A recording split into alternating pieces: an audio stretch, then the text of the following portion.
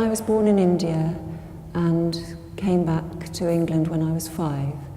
And when I was 11, my father became head of this religious community in Devon, and I was then sent to boarding school.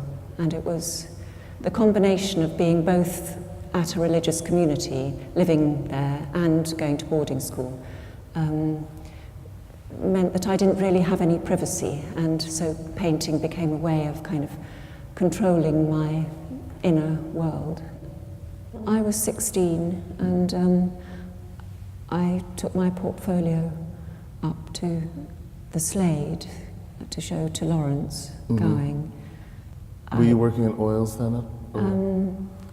Yes, I was, yes. I had already started to work in oils. It was then he invited Lucien to come and be a visiting tutor. But I was 18 when I'd been at Slade for 2 years before I met Lucien. And I showed him these drawings of my mother.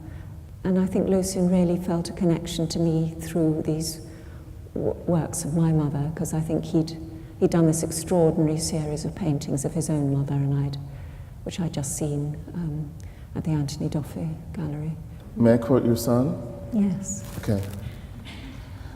Frank Paul is a really good writer, and he wrote about the experience of sitting for his mother, and it's just so good. And it's of a piece with what we're talking about now, and it's a piece that he wrote in 2005 called Sitting for My Mom, and he recalls that as a child he would, quote, lay in the grass between my desire to impress my mom by lying as still as I could and my desire to rebel against the unfairness of the belief that a young boy should be made to sit motionless for what seemed like hours on end just because he had suffered the unfortunate fate of being the son of a painter.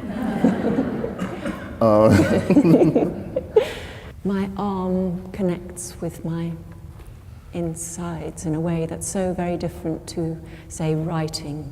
With the watercolors, when I paint, I kind of let the watercolor just drip vertically, because it kind of justifies the beauty of the surface of the paper. Whereas with oil paints, you kind of build it's more like a stage set. You build the image into the surface.